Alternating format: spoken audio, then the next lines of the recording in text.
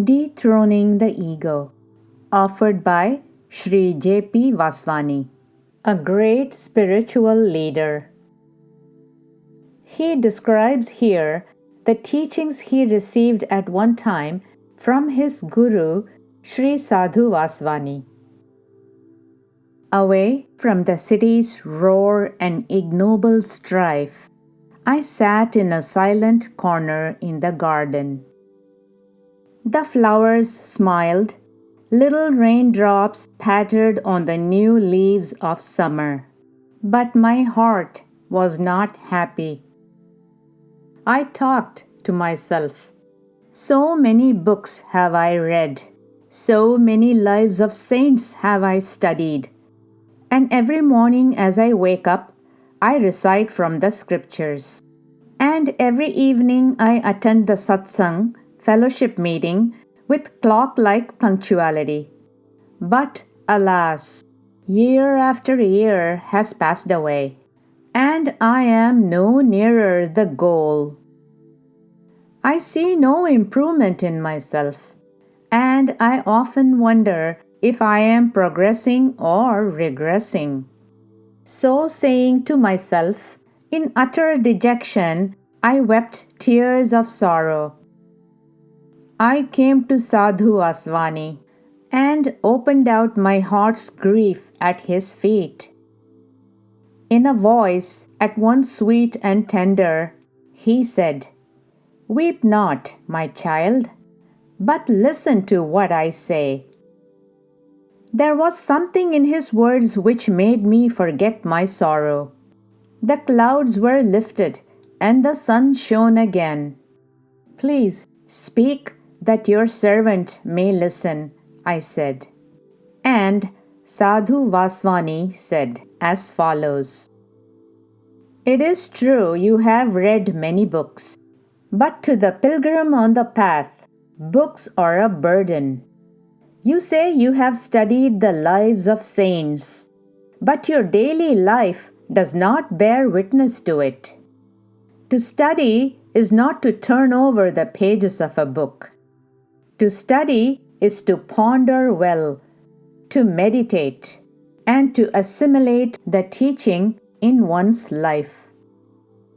Every morning you read from the scriptures, but are you any better than the parrot who keeps on reciting the name of God? And every evening you go to the satsang at the right time. But are you any better than the temple bell which at the exact hour calls the worshippers to the shrine?" So said Sadhu Vaswani. The words were true, too true. I felt humbled. And I said, "Now I understand why I have wasted my years in vain. Tell me what I need to do." And Sadhu Vaswani said, "Many are the things that I would tell you, but not all at once. Gradually I shall unfold to you the pattern of life, which you may follow to develop your spiritual powers. Let me pass on to you the first lesson for today." I eagerly asked, "What is it?" And Sadhu Vaswani said, "Remember, the one barrier between you and God is the ego. And instead of putting it down, you strengthen it and hug it to yourself as your dearest friend. Your actions, thoughts, and flights of imagination only feed the ego until it has become your master and lord. Break the tyranny of the ego, and this is my first lesson to you." I said, "I understand what you have spoken. I pray that you give me some simple practical instructions which I may follow in my daily life to displace the ego from its position of sovereignty and unlimited power." And Sadhu Vaswani said, "A few simple suggestions let me give to you today. First, when in the midst of friends or strangers, refrain from pushing yourself forward. See how at the slightest excuse you try to show yourself off. Secondly, refrain from much talk.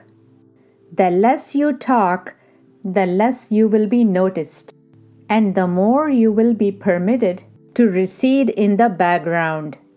As it is, you talk too much and always try to monopolize conversations.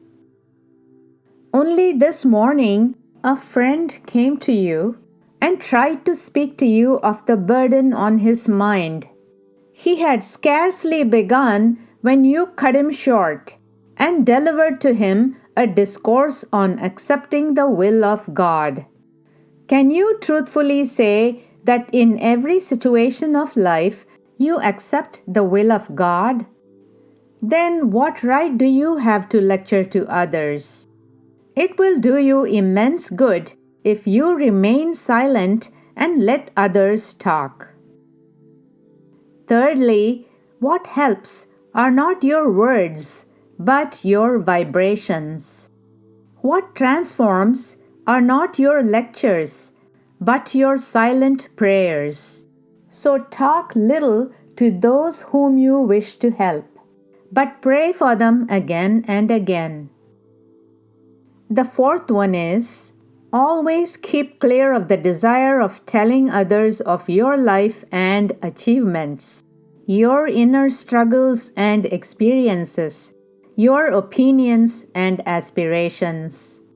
Live and grow in the thought that you are like a tiny particle of dust, and that no one cares for what you think or say, nor misses you when you are away. Fifth, your real value lies not in your outer empirical self, but in your inner imperishable self. The inner self cares not for the applause of others. It is firmly established in itself. Cultivate friendship with this inner self.